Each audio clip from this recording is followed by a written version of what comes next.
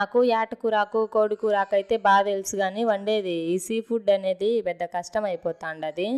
దీంట్లో ఎట్ట శుభ్రం చేసుకోవాలనో తెలియదు, ఎట్ట వండాలనో కూడా తెలీదు. మాంసం తినడానికి బాగానే ఉంటుంది కానీ రుచి ఇది చేసేది పెద్ద తలకాయ నొప్పి అవుతుంది. ఈ మా ఆయనకేమో వాళ్ళు నెల్లూరు కదా, ఇష్టం ఈ చేపలు రొయ్యలు ఇటాటి. నాకేమో దీంట్లో వండడం రాదు, మాకు తక్కువ అసలు దొరకవు. దీంట్లో తీయాలనా వద్దా అనేది కూడా తెలియదు నాకు. మీకేమన్నా తెలిస్తే చెప్పండి రొంత కమెంట్ బాక్స్లో. అయితే వండేదే రాదు, నువ్వు ఎట్టా వీడియో పెడతాండవు మీ అంటారేమో. ఏదో అట్ట యూట్యూబ్ ఉంది కదా ఆ పుణ్యమా అని రాని వంటలు కూడా బాగా నేర్చుకోవచ్చులే, అందుకే నేను పెట్టినా. ఇంకా ఎవరన్నా నాలాంటి వాళ్ళు ఎవరన్నా ఉంటారేమో చూసి తెలుసుకుంటారులే ఒకరు ఎట్ట చేయాలనో అని. దీంట్లో వండేది సింపుల్గా అయిపోయింది, కానీ కడిగేది ఎంతసేపు పట్టిందో 10-20 సార్లు కడిగిన దీంట్లోని, అయినా అట్నే ఉన్నాయి అవి. ఇంకా సరేలేని లాస్ట్కి ఉప్పు పసుపు వేసి రొంత కలిపి దీంట్లో పక్కన పెట్టినా. ఈ వాసన కూడా బాగా వచ్చానయిలే దండిగా. తినేటప్పుడు బాగానే ఉంటుంది కానీ వండేటప్పుడే వాసన. నీకు అంత రానప్పుడు ఎటబెట్టినావు మీ వీడియో అంటే, మా ఆయన తిన్నాక నువ్వు ఫస్ట్ టైం చేసిన దానిలాగా లేవు, ఏదో ఎక్స్పీరియన్స్ వాళ్ళు చేసిన మాదిరి ఉంది రుచి అన్నాడు. అబ్బా ఇంకా పొంగిపోయి మీరు కూడా చూసారులే అని వీడియో పెట్టిన. చూడండి, 3 ఎర్రగడ్డలు తీసుకొని కోసుకోండి సన్నగా.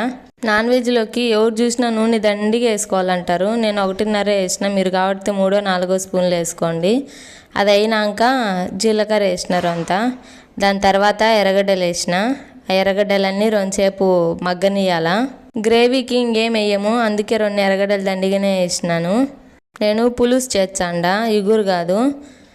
ఇంకా మేము మిల్లెట్ రైస్ తింటాం కదా, దాంట్లోకి ఇగురు అయితే కలుపుకొని సరిపోదు, బాగుండదు అసలు, అందుకని పులుసు చేర్చాండ.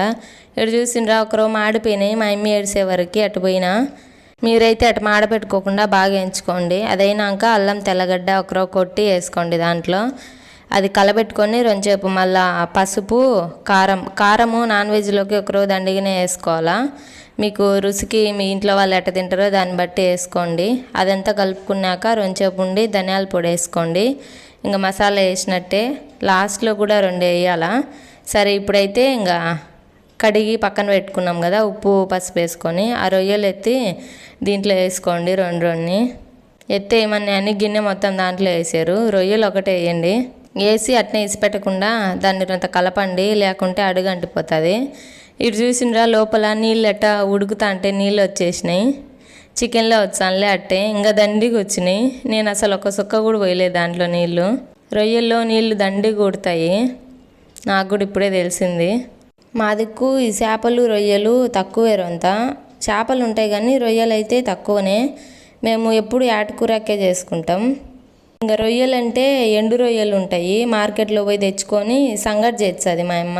అవి వేయించి అబ్బాలే ఉంటుంది లేదైతే, ఎన్ని సంవత్సరాలు అయిందో దీన్ని.